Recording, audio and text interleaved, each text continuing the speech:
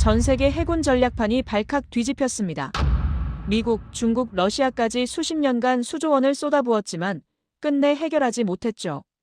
잠수함은 있었지만 만들 수 없었고 기술은 있었지만 시간이 없었습니다. 태평양에서 그 공백은 곧 패배를 의미했죠.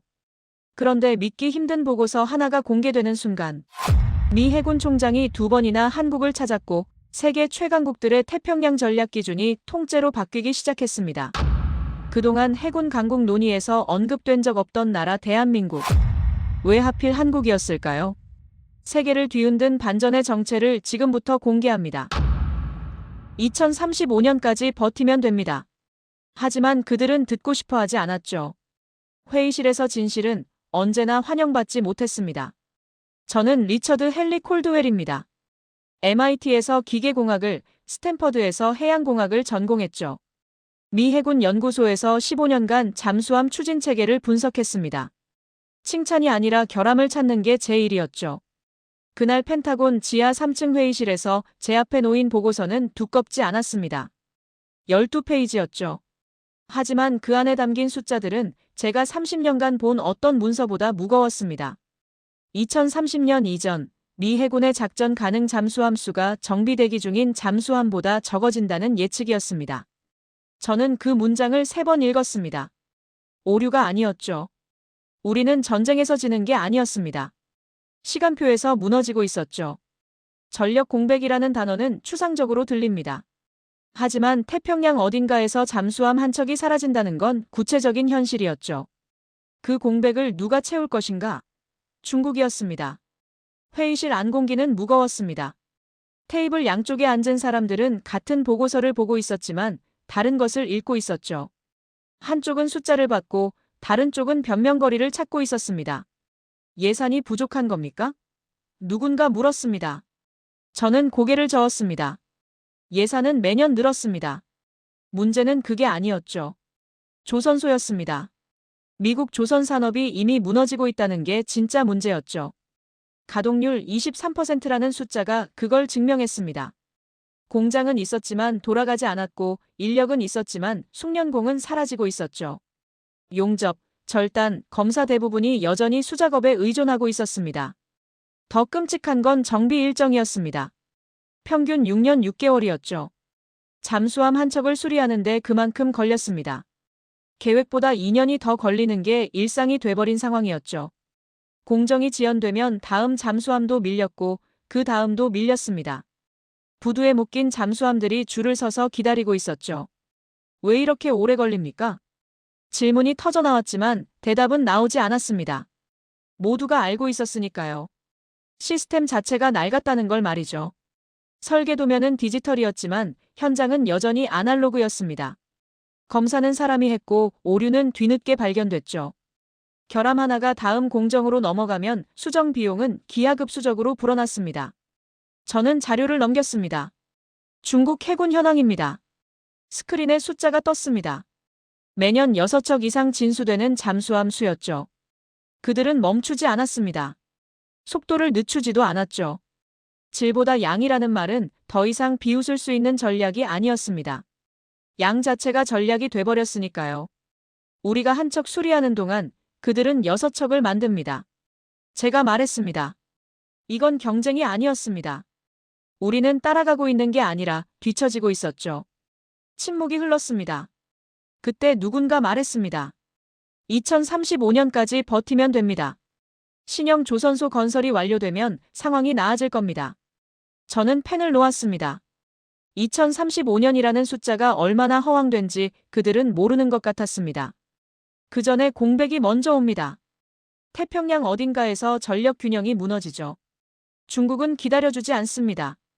그들의 시간표는 우리와 달랐으니까요. 그 전에 어떻게 합니까? 제가 물었습니다. 공백이 먼저 오면 누가 책임집니까? 대답은 없었습니다. 회의실은 다시 조용해졌죠. 그들은 듣고 싶어 하지 않았습니다. 진실은 언제나 불편했으니까요. 회의가 끝나갈 무렵 한 참모가 서류 하나를 테이블에 놓았습니다. 비공식 메모였죠. 제목 없는 한 장짜리 문서였습니다. 거기엔 이렇게 적혀 있었습니다. 참고 사례, 대한민국 조선소. 저는 그 단어를 보고 잠시 멈췄습니다. 코리어라는 글자가 이상할 만큼 조용하게 느껴졌죠. 회의실 안 몇몇 사람들이 메모를 흘끗 봤지만 아무도 입을 열지 않았습니다. 그 순간 공기가 미묘하게 달라졌죠. 왜 하필 한국이었을까요?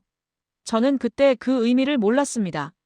그 단어가 태평양 전략을 바꿀 줄은요. 한국이라는 단어는 그렇게 제 책상 위에 남았습니다. 회의가 끝나고 사무실로 돌아왔을 때 저는 그 메모를 다시 꺼내봤습니다. 참고 살해, 대한민국 조선소라는 문장이었죠. 누가 작성했는지도 몰랐습니다. 출처도 없었고 서명도 없었죠. 하지만 그 종이 한 장이 묘하게 신경 쓰였습니다. 저는 한국 조선 산업에 대해 아는 게 많지 않았습니다. 상선을 많이 만든다는 것 정도였죠. 대형 컨테이너선, 유조선 같은 민간 선박 분야에서 세계 1위라는 건 알고 있었습니다. 하지만 군함은 다른 이야기였죠. 상선 기술과 군용 잠수함 기술은 완전히 다른 영역이었으니까요. 그래도 저는 자료를 찾기 시작했습니다. 처음 나온 수치를 봤을 때 저는 보고서가 아니라 홍보물을 보는 것 같았습니다. 용접 자동화율 87%, 블록 조립 공정 평균 72시간, 오류 발견율 실시간 99.97%라는 숫자들이었죠. 이건 말이 안 됐습니다.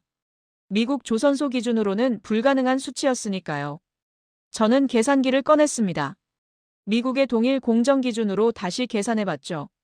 블록 하나를 조립하는데 보통 일주일에서 열흘이 걸립니다. 용접 자동화율은 30%를 넘기 힘들죠.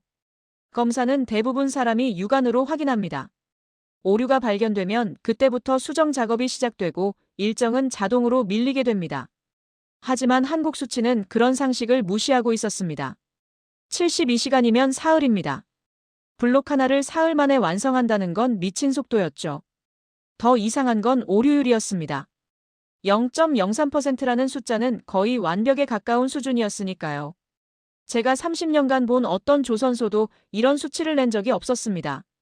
저는 다른 자료를 찾았습니다. AI 기반 실시간 용접 검사 시스템이라는 항목이 있었죠. 용접이 끝나는 즉시 카메라와 센서가 결함을 판별한다는 내용이었습니다. 사람이 검사하는 게 아니라 기계가 즉시 확인하고 문제가 있으면 바로 수정 지시가 내려간다는 방식이었죠. 이건 이론적으로는 가능했습니다. 하지만 실전에 적용하기엔 너무 많은 변수가 있었죠. 용접 환경은 매번 달랐고 재질도 달랐고 두께도 달랐습니다. AI가 그 모든 걸 실시간으로 판단할 수 있다는 게 믿기지 않았습니다. 저는 자료를 다시 검토했습니다. 인도 일정표도 이상했습니다. 한국은 잠수함 한 척을 24개월에서 30개월 안에 완성하고 있었죠. 미국은 같은 규모 잠수함을 만드는데 평균 60개월이 걸렸습니다. 절반도 안 되는 시간이었죠. 이건 상선 이야기겠지. 저는 혼잣말을 했습니다. 군용 잠수함은 민간 선박과 비교할 수 없었으니까요. 소음 억제, 압력 저항, 내구성 기준이 완전히 달랐죠. 상선에서 통하는 방식이 군함에서 통할 리 없었습니다. 하지만 자료는 계속 같은 이야기를 하고 있었습니다. 한국이 건조한 디젤 잠수함 장보 고급 3차 사업, 그리고 수출한 인도네시아 잠수함까지 모두 계획된 일정 안에 인도됐다는 기록이었죠. 지연 사례가 거의 없었습니다. 이건 비정상적이었습니다. 조선 산업에서 일정 준수율 100%라는 건 거의 불가능한 일이었으니까요. 저는 며칠 동안 그 자료만 들여다봤습니다. 다시 계산하고 또 계산했죠. 제가 뭔가 놓친 게 있을 거라고 생각했습니다. 하지만 숫자는 변하지 않았습니다. 용접 자동화 87%, 오류율 0.03%, 인도 일정 준수율 98% 이상이라는 수치는 여전히 그대로였죠. 문제는 숫자가 저를 설득하기 시작했다는 점이었습니다. 그 주 금요일 내부 회의가 있었습니다. 저는 한국 자료를 간단히 언급했죠. 참고할 만한 사례가 있습니다. 한국 조선소인데 자동화율이 상당히 높았습니다. 회의실이 조용해졌습니다. 몇몇 사람이 웃었죠. 그건 상선 이야기 아닙니까? 누군가 말했습니다. 군함은 다릅니다. 맞습니다. 다른 사람이 거들었습니다. 민간 기술을 군용에 적용하는 건 전혀 다른 문제죠. 저는 아무 말도 하지 않았습니다. 그들이 틀린 건 아니었습니다. 군함과 상선은 다른 영역이었으니까요. 하지만 제가 본 자료는 상선만 다룬 게 아니었습니다. 한국은 이미 잠수함을 만들고 있었고 그것도 계획대로 만들고 있었죠. 회의가 끝나고 저는 결정했습니다. 직접 가보기로요. 한국행 비행기를 탄 건 그로부터 일주일 후였습니다. 공식 일정은 아니었죠. 개인 자격으로 방문한다고 했고 한국 측에서는 흔쾌히 받아줬습니다. 저는 기대하지 않았습니다. 그저 확인하고 싶었을 뿐이었죠. 숫자가 진짜인지 아니면 보고서가 과장된 건지를요. 인천공항에서 거제도까지는 생각보다 멀었습니다. 차로 5시간 정도 걸렸죠. 창밖으로 보이는 풍경은 예상과 달랐습니다. 고속도로는 깨끗했고 터널은 끝없이 이어졌죠. 도시를 벗어나자 바다가 보이기 시작했습니다. 조선소에 도착했을 때 첫 인상은 조용함이었습니다. 공장이라고 하면 보통 소음을 떠올립니다. 쇠 부딪히는 소리, 용접 불꽃 튀는 소리, 사람들이 고함치는 소리 같은 것들이죠. 하지만 이곳은 달랐습니다. 물론 소리는 있었지만 예상보다 훨씬 정돈돼 있었죠. 제일 먼저 눈에 들어온 건 화면이었습니다. 공장 곳곳에 설치된 대형 모니터에는 실시간 데이터가 흐르고 있었죠. 블록 번호, 작업 진행률, 용접 완료 구간, 검사 대기 항목들이 숫자와 그래프로 표시되고 있었습니다. 사람들은 그 화면을 보며 움직였고 급하게 뛰어다니는 사람은 없었죠. 이쪽입니다. 안내를 맡은 엔지니어가 말했습니다. 김민준이라는 이름이었죠. 30대 후반으로 보이는 그는 차분한 목소리로 설명을 시작했습니다. 지금 보시는 건 블록 조립 라인입니다. 여기서 잠수함 선체 블록을 제작하고 있죠. 저는 고개를 끄덕이며 주변을 둘러봤습니다. 로봇 팔들이 정확한 동작으로 용접을 하고 있었고 그 옆에선 사람이 태블릿을 들고 데이터를 확인하고 있었죠. 사람보다 기계가 더 많아 보였습니다. 자동화율이 어느 정도입니까? 제가 물었습니다. 용접 기준으로 87% 정도입니다. 김민준이 대답했습니다. 나머지는 특수 구간이나 마무리 작업이죠. 87%라는 숫자는 보고서에서 본 것과 같았습니다. 하지만 직접 보니 그 의미가 달라졌죠. 이건 단순히 기계가 많다는 게 아니었습니다. 사람이 하던 일을 기계가 대신하는 수준이 아니라 공정 자체가 기계 중심으로 설계돼 있다는 뜻이었죠. 검사는 어떻게 합니까? 실시간으로 이뤄집니다. 김민준이 한 용접 로봇 앞으로 저를 안내했습니다. 로봇팔이 금속을 따라 움직이고 있었고 그 위에 카메라 여러 대가 달려 있었죠. 용접이 끝나는 즉시 AI가 이미지를 분석합니다. 결함이 발견되면 바로 알람이 뜹니다. 모니터 하나가 켜졌습니다. 용접선이 확대돼 보였고 화면 구석에 초록색 체크 표시가 떴죠. 합격이라는 뜻이었습니다. 불합격이 나오면 어떻게 됩니까? 즉시 수정 작업이 지시됩니다. 다음 공정으로 넘어가기 전에 해결되죠. 저는 잠시 말을 멈췄습니다. 이게 핵심이었습니다. 오류가 다음 단계로 넘어가지 않는다는 것이었죠. 미국 조선소에서는 검사가 나중에 이뤄졌습니다. 용접이 끝나고 며칠 후 검사관이 와서 육안으로 확인했죠. 문제가 발견되면 그때부터 수정 작업이 시작됐고 이미 다음 공정이 진행된 경우엔 되돌려야 했습니다. 시간과 비용이 기하급수로 늘어나는 구조였죠. 하지만 여기선 오류가 쌓이지 않았습니다. 펌프제트 기술도 보고 싶습니다. 제가 말했습니다. 김민준은 고개를 끄덕이며 다른 건물로 저를 안내했습니다. 설계실이었죠. 여러 대의 컴퓨터가 놓여 있었고 화면엔 복잡한 3D 모델이 돌아가고 있었습니다. 펌프제트 블레이드 설계입니다. 한 엔지니어가 화면을 확대했습니다. 블레이드 각도, 곡률, 두께가 숫자로 표시돼 있었죠. 디지털 유체 해석으로 최적화합니다. 0.1도 단위로 조정하면서 소음과 추진 효율을 동시에 계산하죠. 실험은 합니까? 시뮬레이션이 먼저입니다. 실험은 최종 검증 단계에서 한 번 하죠. 저는 숨을 들이마셨습니다. 미국은 반대였습니다. 실험을 반복하면서 최저값을 찾아갔죠. 각도를 바꿔가며 수십 번, 수백 번 테스트했습니다. 10년이 걸렸고 여전히 완성되지 않았죠. 실전 데이터는 있습니까? 제가 물었습니다. 있습니다. 김민준이 파일을 열었습니다. 장보고급 3차 사업에 적용됐고 3년간 운용 중입니다. 소음 수치, 연료 효율, 내구성 모두 기록돼 있죠. 화면에 그래프가 나타났습니다. 3년치 데이터였죠. 월별, 분기별로 정리된 수치들이 일정한 패턴을 유지하고 있었습니다. 저는 그 순간 깨달았습니다. 이미 끝난 논쟁이었다는 걸요. 미국은 아직 실험실에서 각도를 조정하고 있었습니다. 한국은 이미 바다에서 3년치 기록을 쌓고 있었죠. 이건 개발 속도 차이가 아니었습니다. 시대가 달랐던 겁니다. 그날 밤 호텔방에서 저는 잠을 이루지 못했습니다. 창밖으로 보이는 조선소 불빛을 보며 생각했죠. 한국은 빠른 게 아니었습니다. 실패를 쌓지 않는 구조였던 겁니다. 오류가 다음 공정으로 넘어가지 않았고 실험이 반복되지 않았으며 데이터는 실시간으로 쌓였습니다. 저는 그곳에서 기술을 본 게 아니었습니다. 시간이 어떻게 만들어지는지를 봤습니다. 미국으로 돌아온 다음 날, 저는 보고서를 쓰기 시작했습니다. 책상 위에 한국에서 받은 자료들이 쌓여 있었죠. 사진, 수치, 공정도, 그리고 제가 직접 작성한 메모들이었습니다. 저는 밤새 그 자료들을 정리했고 이틀 만에 보고서를 완성했습니다. 제목은 간단했습니다. 한국 조선기술 현황 및 적용 가능성 검토였죠. 보고서에는 제가 본 모든 것이 담겼습니다.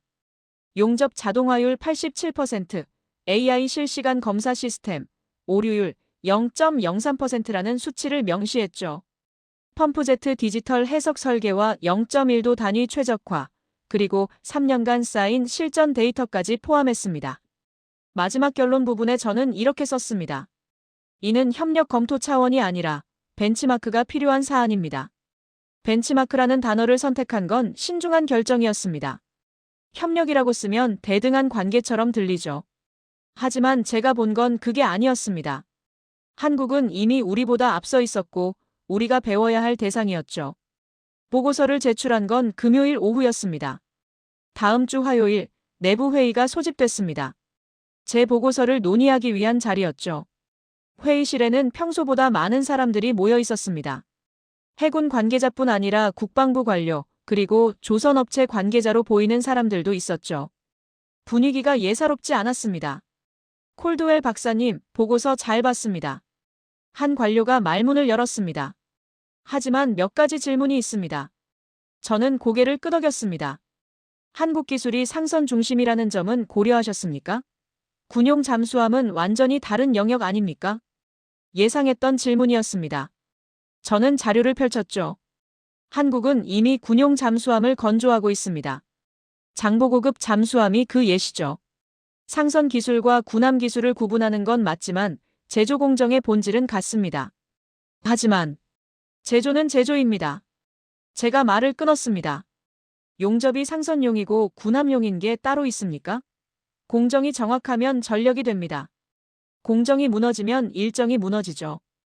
회의실이 조용해졌습니다. 다른 사람이 질문했습니다. 안보 리스크는 어떻게 보십니까? 핵심 기술을 외부에 의존하는 건 위험하지 않습니까? 현재 우리 조선소 가동률이 23%입니다.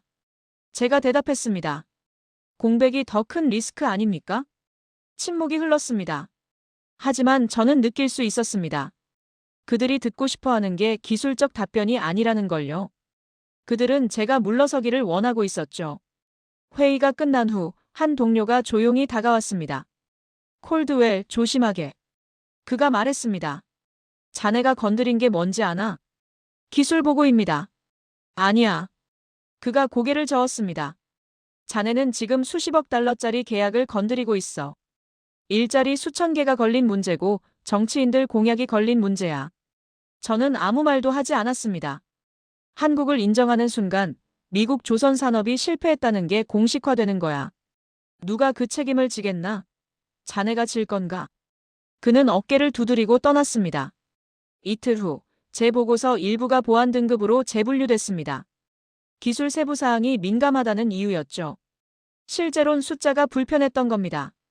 87%라는 자동화율, 0.03%라는 오류율, 3년이라는 실전 데이터 기간 같은 수치들이요. 이 숫자들이 공개되면 비교가 시작되면 질문이 터져 나올 테니까요. 왜 우리는 못하는가? 그 질문에 답할 사람이 없었습니다. 다음 회의에서 저는 발언권을 얻지 못했습니다.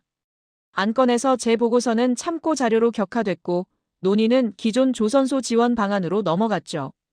예산을 더 투입하고 인력을 확충하고 일정을 재조정한다는 내용이었습니다. 저는 손을 들었습니다. 예산을 늘려도 공정이 바뀌지 않으면 결과는 같습니다. 몇몇 사람이 저를 쳐다봤지만 의장은 제 발언을 넘겼습니다. 다음 안건으로 넘어가겠습니다. 복도에서 누군가 제게 말했습니다. 콜드웰, 그만하게. 자네만 손해야. 하지만 저는 멈출 수 없었습니다. 퇴근길, 차 안에서 저는 생각했습니다. 그들은 중국을 두려워하고 있었지만 정작 두려워해야 할 건 우리 스스로의 붕괴였습니다. 공장이 멈추고 일정이 무너지고 시간이 사라지는 과정 말이죠. 한국을 인정하는 건 쉬웠습니다. 어려운 건 미국의 실패를 인정하는 일이었습니다. 그날 밤 저는 사무실 불을 끄며 혼자 중얼거렸습니다. 나는 기술자다. 내가 본 걸 지운 적 없다.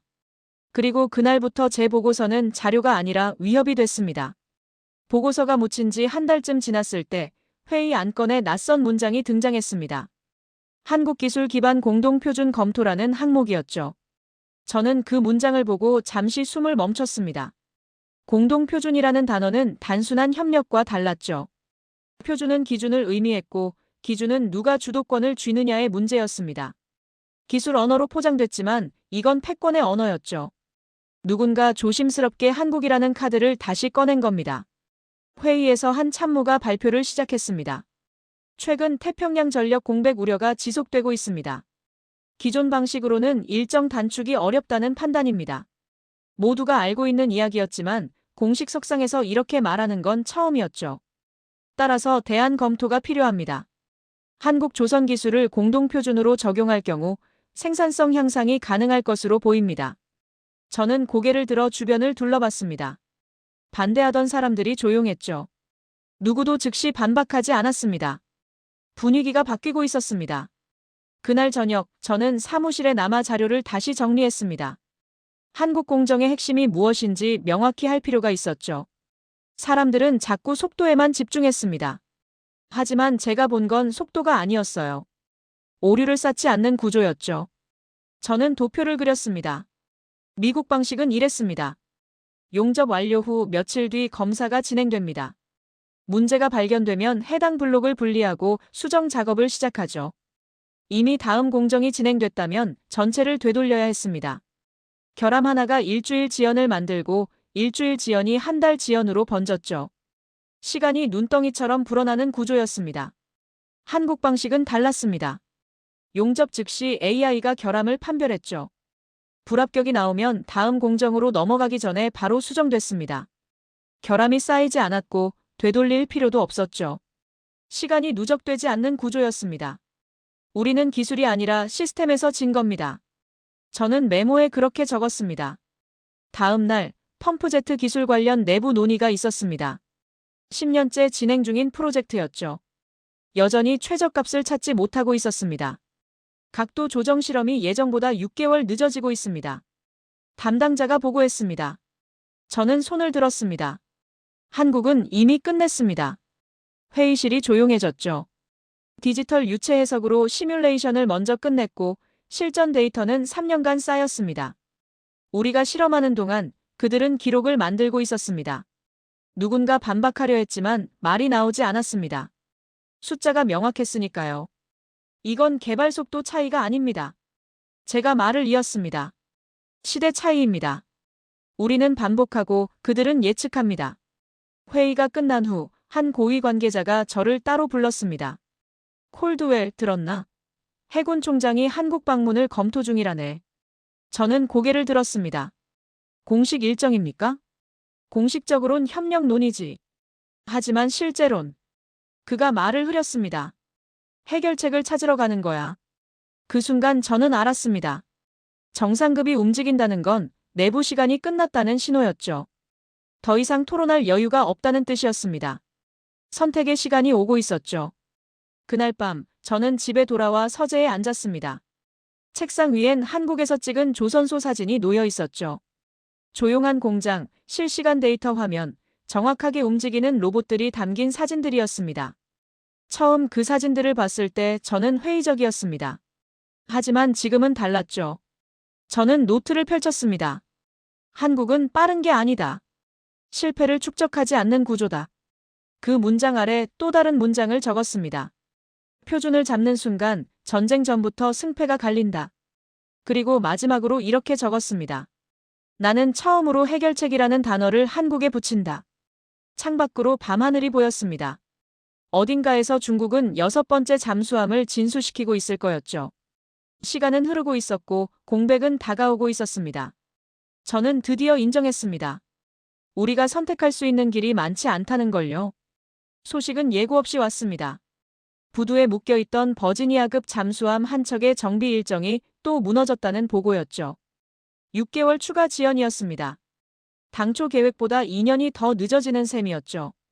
저는 그 보고서를 받고 창밖을 바라봤습니다. 숫자가 이제 금속이 되어 나타나고 있었습니다. 보고서 속 예측이 현실이 되고 있었죠. 작전 가능 잠수함 수가 줄어들고 부두에 묶인 자산은 늘어났습니다. 공백이 구체적인 형태로 다가오고 있었죠. 회의실 분위기는 무거웠습니다.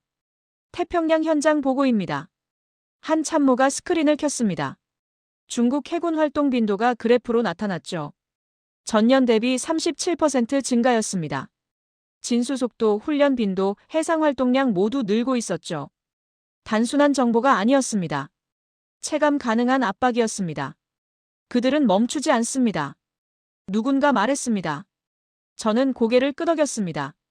중국의 시간표는 우리와 달랐죠. 그들은 속도를 늦출 이유가 없었습니다. 우리가 지연될수록 그들의 우위는 커졌으니까요. 우리는 따라가는 게 아닙니다. 제가 말했습니다. 우리는 뒤처지고 있습니다. 침묵이 흘렀습니다. 그 주 목요일 중요한 발표가 있었습니다. 미 해군 총장이 한국을 재방문한다는 소식이었죠. 두 번째 방문이었습니다. 첫 방문은 탐색이었다면 이번은 달랐죠. 공식 일정표엔 협력 강화라고 적혀 있었지만 모두가 알고 있었습니다. 답을 들고 돌아와야 하는 방문이라는 걸요. 저는 그날 저녁 혼자 사무실에 남았습니다. 총장급이 2번 움직인다는 건 의미가 명확했습니다. 이제 선택의 시간이었죠. 내부 논쟁은 끝나가고 있었고 결정이 임박했습니다. 시간이 우리를 몰아붙이고 있었죠. 하지만 저항도 만만치 않았습니다. 다음 회의에서 반대 목소리들이 다시 터져나왔습니다. 해외 의존은 위험합니다. 한 관료가 말했습니다. 핵심 기술을 외부에 맡기는 건 안보상 리스크가 너무 큽니다. 국내 일자리는 어떻게 합니까?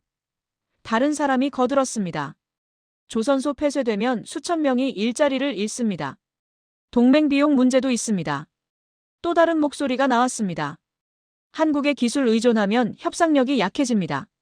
저는 듣고 있었습니다. 그들의 말이 틀린 건 아니었죠. 모두 타당한 우려였습니다. 하지만 한 가지가 빠져 있었습니다. 시간이었습니다. 저는 손을 들었습니다.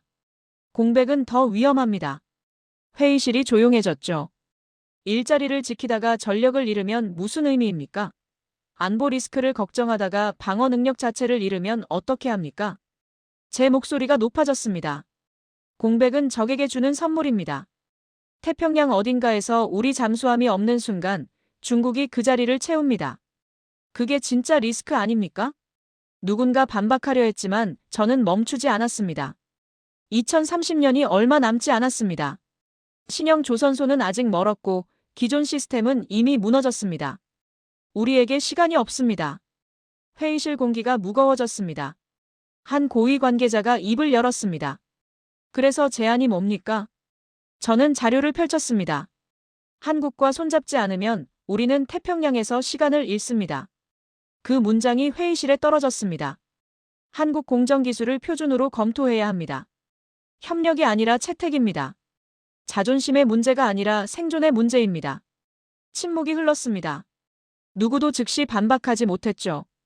그들은 알고 있었습니다. 제가 옳다는 걸요. 다만 인정하고 싶지 않았을 뿐이었습니다. 회의가 끝나고 복도로 나왔을 때 한 동료가 다가왔습니다. 콜드웰, 자네 방금 선을 넘었어. 선이 어디 있습니까? 제가 되물었습니다. 현실과 체면 사이지. 저는 고개를 저었습니다. 체면을 지키다가 전력을 잃으면 체면도 남지 않습니다. 그날 밤 저는 집으로 돌아가는 차 안에서 생각했습니다. 부두에 묶인 잠수함들이 떠올랐죠. 쇠냄새, 벗겨진 도장, 텅 빈 가판이 보이는 것 같았습니다. 사람 없는 잠수함은 그저 쇠덩어리였죠. 움직이지 않는 전력은 전력이 아니었습니다. 저는 창밖을 바라봤습니다. 어딘가에서 중국은 7번째 잠수함 건조를 시작하고 있을 거였죠. 태평양의 균형은 조용히 기울고 있었고 우리는 여전히 토론하고 있었습니다. 시험은 항상 최악의 순간에 왔습니다. 그리고 우리의 시험은 이미 시작됐습니다. 그날 회의실은 달랐습니다. 펜타곤 지하 3층, 같은 장소였죠. 같은 테이블, 같은 의자, 같은 사람들이었습니다. 하지만 공기가 달랐습니다. 종이 넘기는 소리조차 무겁게 느껴지는 정적이었죠. 저는 자리에 앉으면서 직감했습니다. 오늘은 뭔가 결정되는 날이라는 걸요. 회의 안건이 스크린에 떴습니다. 제목을 보는 순간 숨이 멎었죠. 한미 잠수함 협력 방안이 아니었습니다. 차세대 추진체계 공정 표준 검토였죠. 단어 하나가 바뀐 겁니다.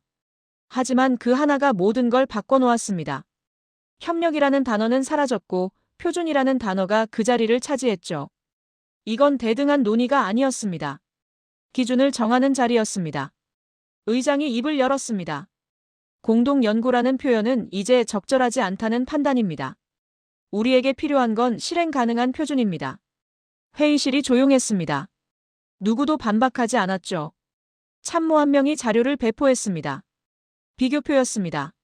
한 장짜리 문서였지만 그 안에 담긴 내용은 파괴적이었죠. 펌프제트 개발 현황 비교표였습니다. 왼쪽엔 미국이 있었습니다. 개발 기간 10년, 실험 횟수 127회, 현재 상태는 최적화 진행 중이었죠. 오른쪽엔 한국이 있었습니다. 개발 기간 3년, 시뮬레이션 기반 설계, 실전 데이터 3년 축적이었습니다. 숫자가 모든 걸 말하고 있었습니다. 질문 있습니까? 의장이 물었습니다. 아무도 손을 들지 않았습니다. 질문할 게 없었죠. 숫자는 더 이상 싸우지 않았으니까요.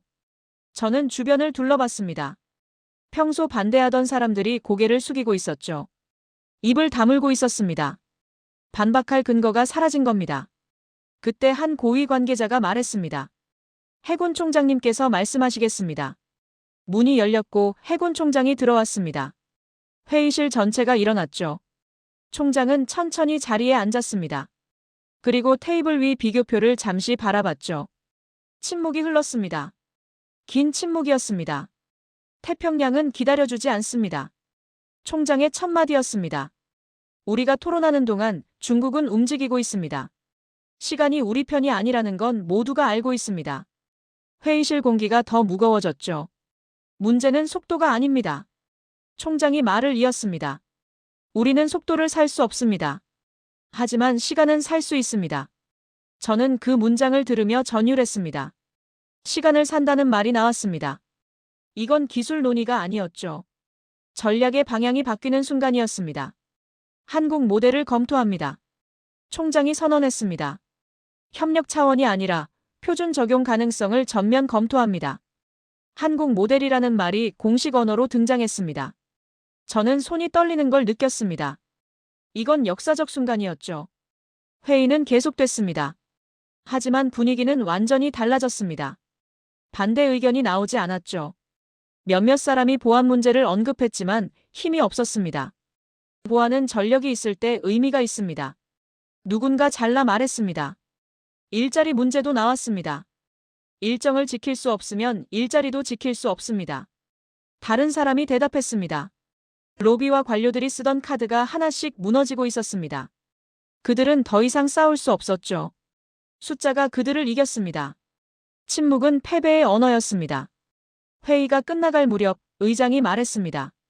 이번 결정은 되돌릴 수 없습니다. 모두 이해하고 계시죠? 아무도 대답하지 않았습니다.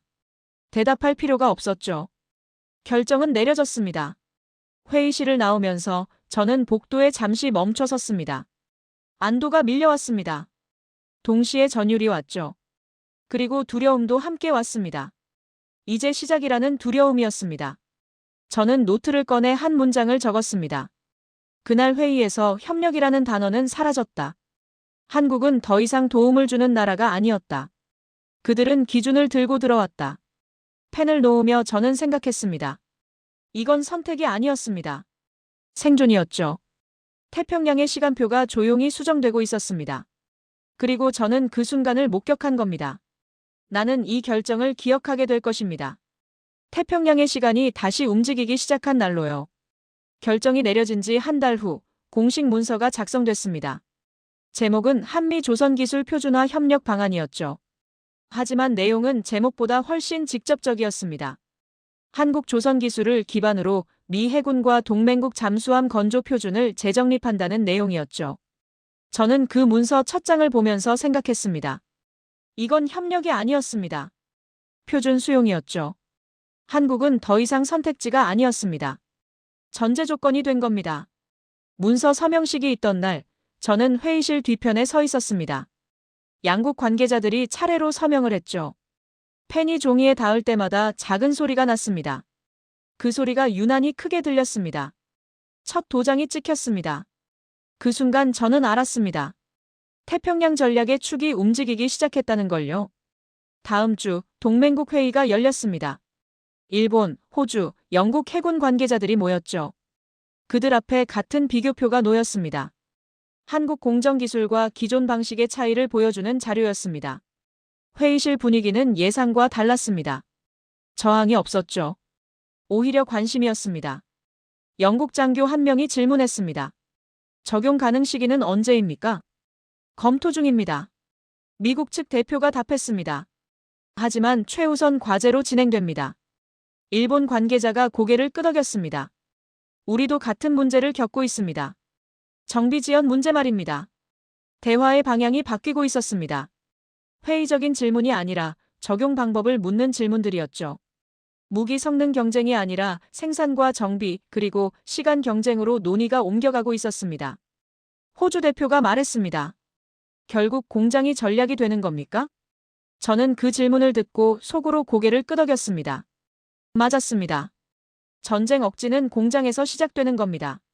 미사일보다 먼저 움직인 건 조선소였죠. 한 달 후 내부 분석 보고서가 나왔습니다. 중국 전략에 대한 영향평가였죠. 결론은 명확했습니다. 한국 기술 도입으로 생산 속도가 개선되면 중국의 물량 우위가 상쇄된다는 내용이었습니다. 속도 격차가 다시 좁혀집니다. 분석가가 설명했습니다.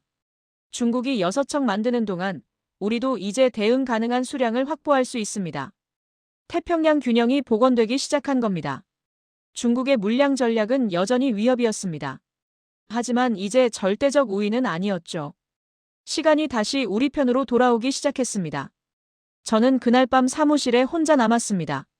책상 위엔 한국 조선소 사진이 여전히 놓여 있었죠. 처음 그 사진을 봤을 때가 떠올랐습니다.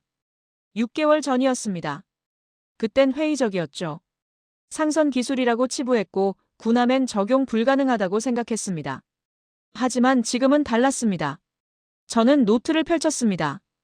6개월간 적어온 메모들이 빼곡했죠. 숫자, 그래프, 비교표, 그리고 제 생각들이 담겨 있었습니다. 마지막 페이지에 저는 새로운 문장을 적었습니다. 한국은 빠른 추격자가 아니었다. 그들은 시간을 설계하는 국가였다. 펜을 놓으며 저는 깨달았습니다. 조용한 공장이 태평양을 지켰다는 걸요. 화려한 미사일이나 첨단 무기가 아니라 오류를 쌓지 않는 공정과 실시간으로 움직이는 시스템이 균형을 되돌렸다는 걸 말입니다. 저는 벽에 걸린 태평양 지도를 바라봤습니다. 선들이 다르게 보이기 시작했죠. 예전엔 군사기지와 작전 반경만 보였습니다. 하지만 지금은 달랐습니다. 조선소 위치가 보였고 생산 라인이 보였고 정비 거점이 보였습니다. 한국 조선소가 그 지도 한가운데 있었습니다. 전략적 거점으로요. 다음 날 아침 동료 한 명이 물었습니다. 콜드웰, 자네 생각은 어때? 우리가 옳은 결정을 한 거야? 저는 잠시 생각하다 대답했습니다. 옳고 그름의 문제가 아니었습니다. 생존의 문제였죠. 그가 고개를 끄덕였습니다. 저는 창밖을 바라봤습니다. 맑은 하늘이었죠. 이제 태평양에서 질문은 하나였습니다. 한국 기준에 얼마나 빨리 맞출 수 있는가였습니다. 나는 이제 이렇게 말합니다. 한국은 해양 강국이 아니라 해양 질서 그 자체라고 말입니다.